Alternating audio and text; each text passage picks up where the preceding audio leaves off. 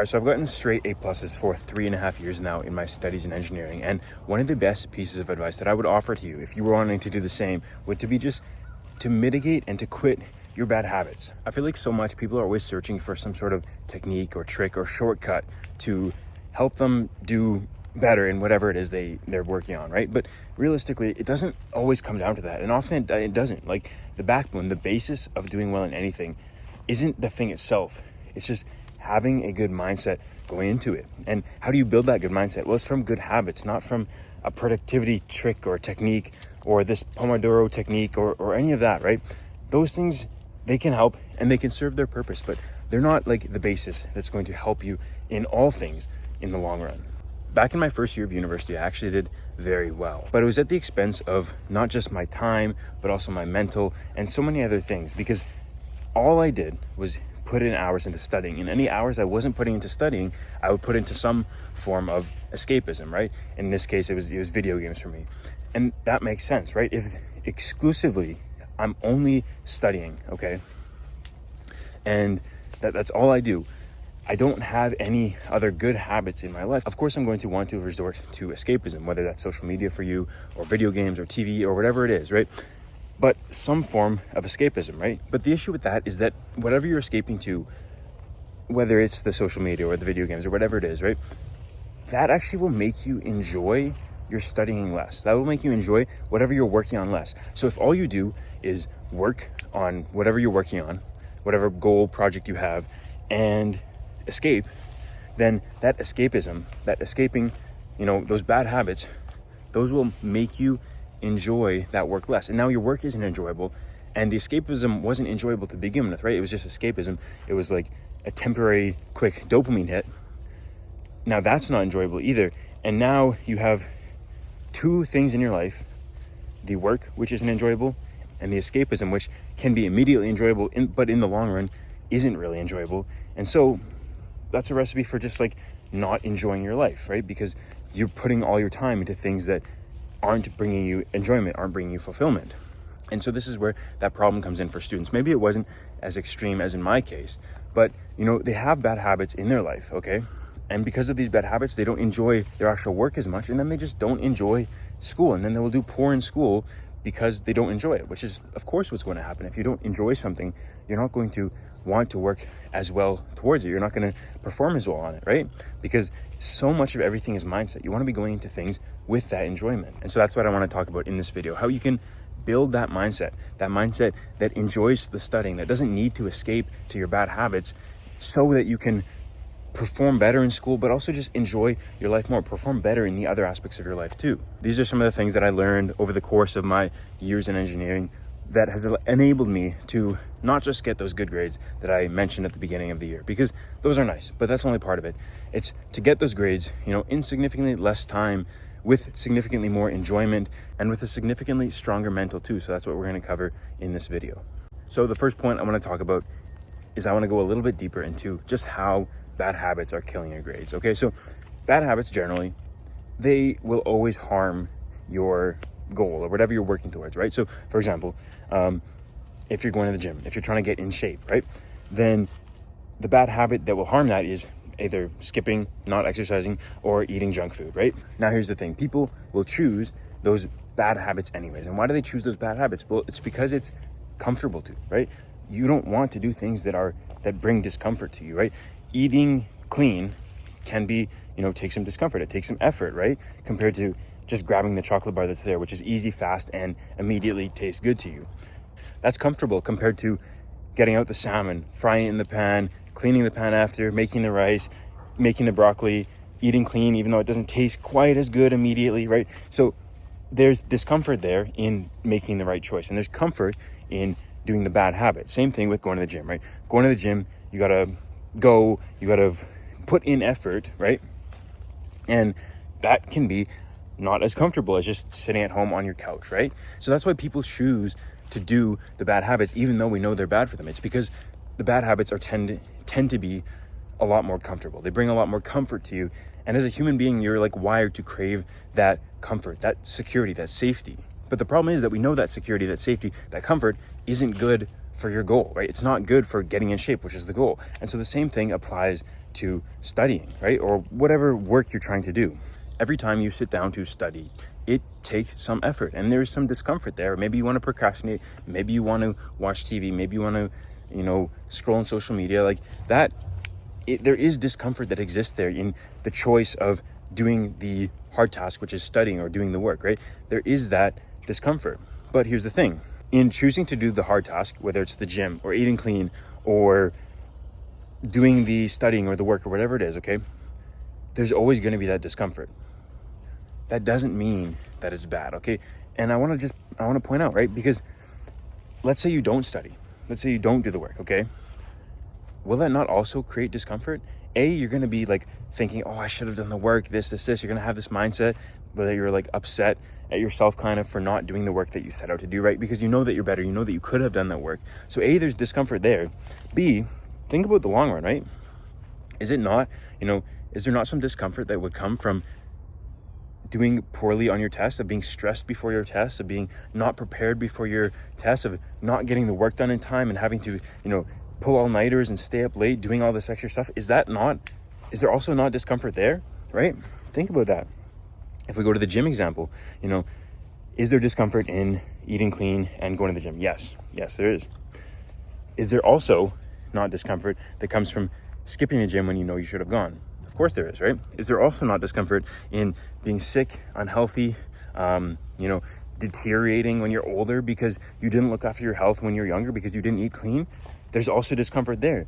And so I would argue that discomfort that comes from the immediate comfort of making the bad choices is probably worse than the discomfort that comes from just doing the good habit anyways, of just studying anyways, of just eating clean anyways, of just going to the gym when you said you were going to go to the gym, of just going on that run when you said you were going to go on that run, right? So the good habits, immediately, if you think like short term, there is probably some more discomfort. That's totally true. That's totally valid.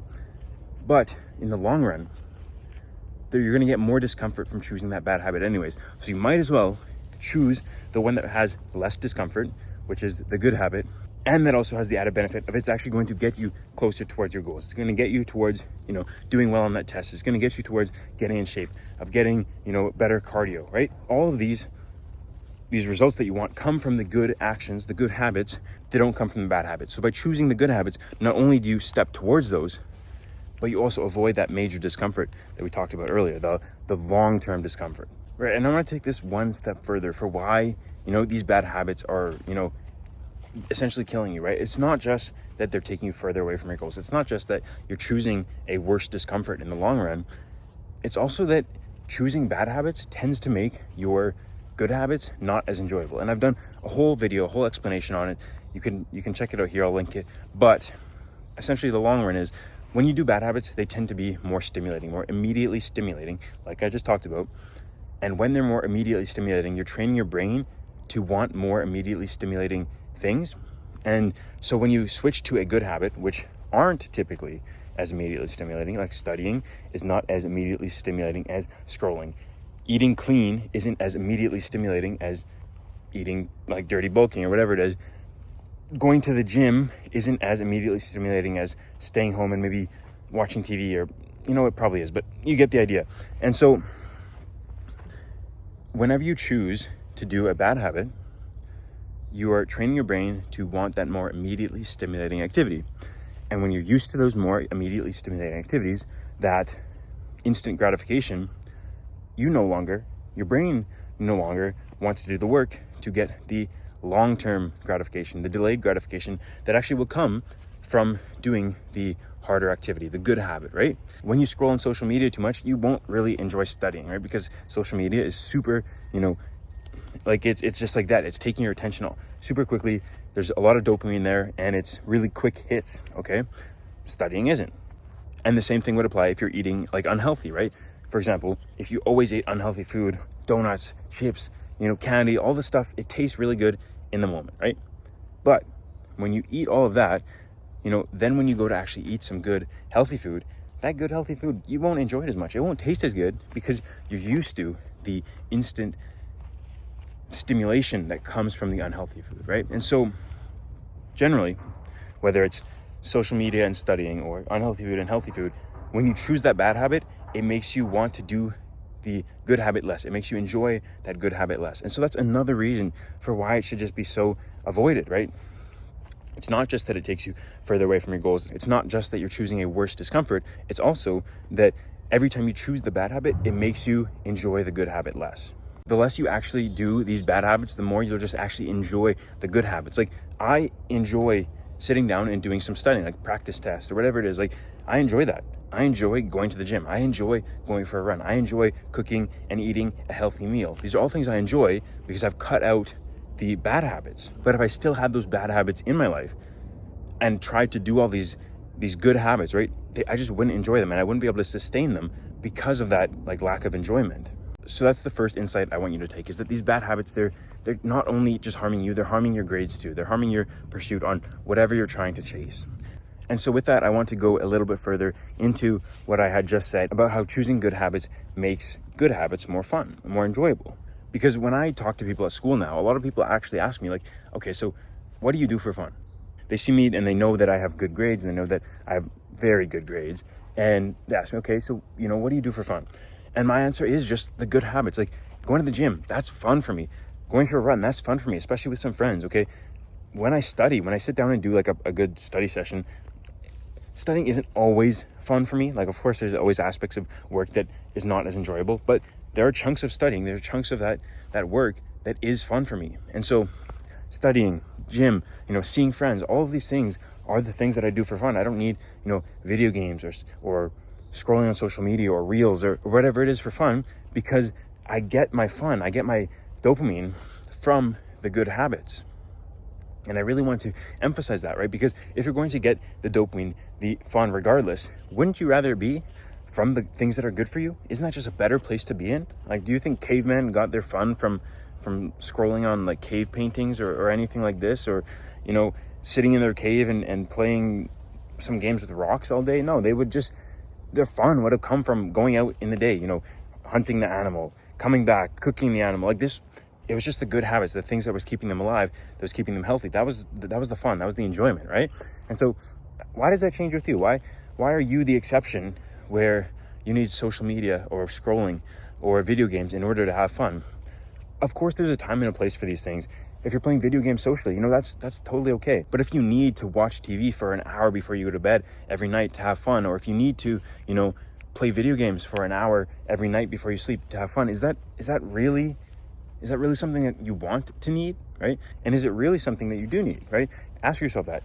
Am I actually having fun when I sit and I watch the movie or the TV before I go to bed every night? I don't know, maybe you are, and maybe in that case it can be a valuable thing. But wouldn't you rather have the things that bring you enjoyment, the things that bring you fun, be the things that are good for you? And I'm not saying that you should cut out every, fun activity that you have in your life, right? Keep the things that are fun, that energize you. Those things are good, right? Again, if you play video games with your friends a couple times a week and you sit down and it's actually like a quality, fun, social experience for you, that's fine. That's totally okay, right? But for a lot of people, that's not how they consume these things, right? So it doesn't just need to be work, gym, and that's all you do for fun, right?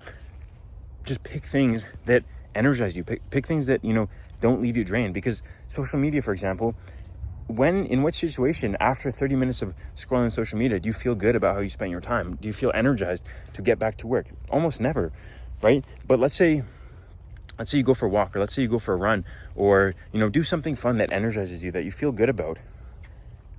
After that, you usually bring that good energy back to whatever you're going to go into next. So why don't you pick the good habits, the fun habits that you like, that bring you energy, instead of the ones that drain you, leaving you feel poor about how that time was spent?